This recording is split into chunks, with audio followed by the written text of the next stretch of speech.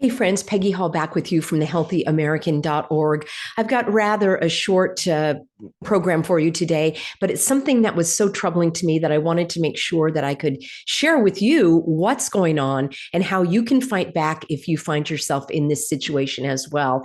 Now, for the last several days, I've been speaking all about corruption, mainly at the county level, not only in California, but also in Hawaii and in many places in our country. I did a whole expose for you about the cooties funding and how that is a huge grift and scandal where people were creating these fake, phony, and fraudulent businesses and then getting millions and millions of dollars out of your pocket and mine and the money that they print out of thin air in order to, it's really a kind of blood money or hush money in order to keep these businesses silent about their requirement to shut down and also their requirement to have their employees become human pincushions. But a lot were created out of thin air.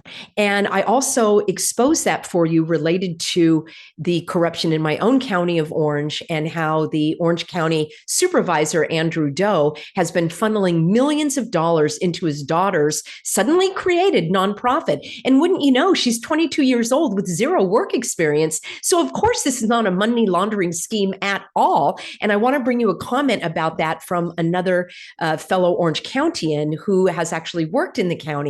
I'm going to keep all of this anonymous. I'm going to first, though, expose what's going on in another county in California. I'm going to keep it confidential because I don't want to put the person at any further risk of retaliation. But I'm going to read to you in a confidential manner this email that came into me today. And she said, "Good morning, Peggy. I hope this email finds you well. My name is Healthy American, and your wonderful help helped me avoid the cooties requirement cocktail back in 2022. She said, along with my coworkers who fought for religious exemptions in this county, we had them granted after a hard fought 7 to 9 months. We were all permanently reassigned to other locations in the county, 30 to 40 miles from home. Based on your advice at that time, I did ask the county for reconsideration due to the hardship of the added distance of that time, but of course it was denied. So imagine this. And I've got more to her letter as well. And then I've got the solution, which is a little bit cheeky and snarky, but it's also sincere.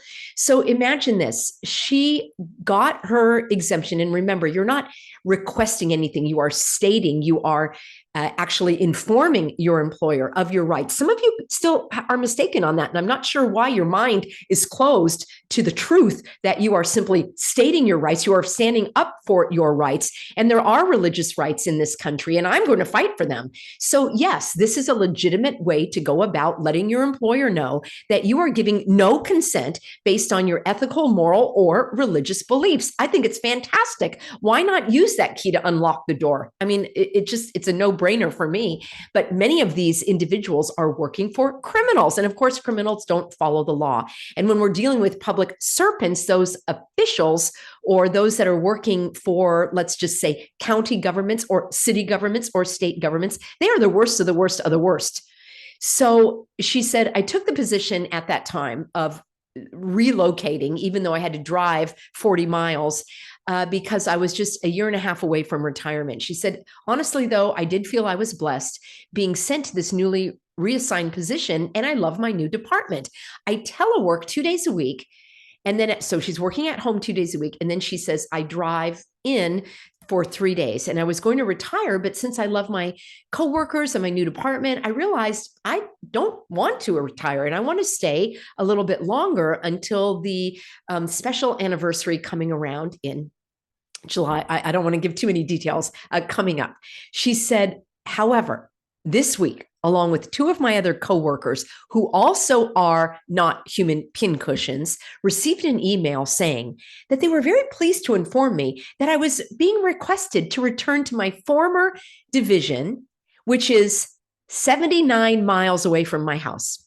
She said my other two coworkers are getting the same punishment with this excessive distance as well. She said something is very rotten and unjust. It feels punitive, and I feel they are trying to get rid of us. And I'm just going to say she's absolutely right. So because she stood up for her rights and there are laws in place, and this department where she works and this government agency where she works could not figure out a way to get rid of her. So they punished her. And it is a type of retaliation. Now, you know, and I know that the corrupt courts in California don't care about that. The corrupt Department of, non-discrimination and human rights and civil rights, they could care less about your civil rights and your human rights. They're the ones perpetrating the discrimination. So you're basically asking the jailer for the key. So in a certain way, she kind of got off easy in the previous months, keeping her job, maintaining her non-pincushion status, even though she did have to drive, 30 or 40 miles, she was able to work from home a couple of times a week. Now they want her to go back, doubling the distance, and the non-pincushion workers, her coworkers, are being requested to do the same.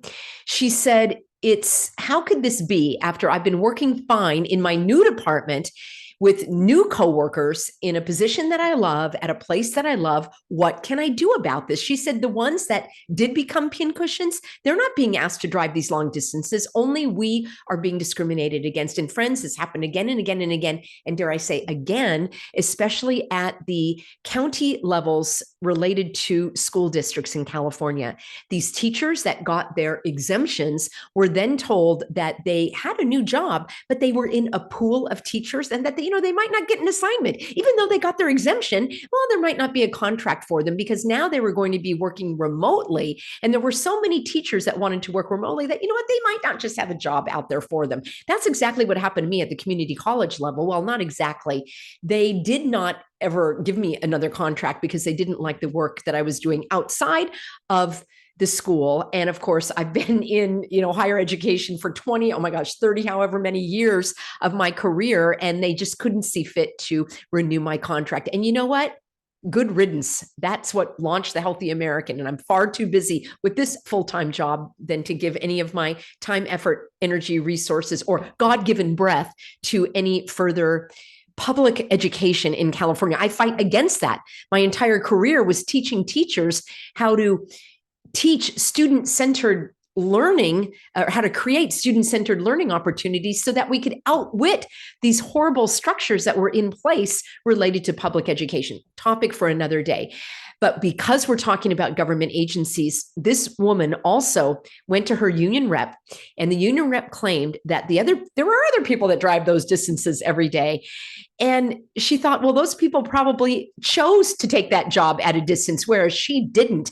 And they're doing this as a punitive action. She said, what can I do? I need your advice. I feel that I need to send a letter. And this was my short and sweet answer. This is so horrible to hear. I can't stand the local governments, and your government is the worst in the county where you work, neck and neck with my county of Orange County. And I agreed with her that it is punishment. And, perhaps she can apply for a different job, maybe within that same county or somewhere else. But it's unlikely that they will care about her hardship. But here's my solution. Let me know what you think about these apples. And then hang on, because I've got even another email that I want to share with you about another government employee that it has had a front row seat to the corruption in Orange County. So you're not going to want to miss this. But here's my advice to her. I said, why don't you let the county know? I mean, just, of course, this would be truthful, that you have, what do they call it? I don't know if I could call it on this channel, long cooties, how they pronounce it.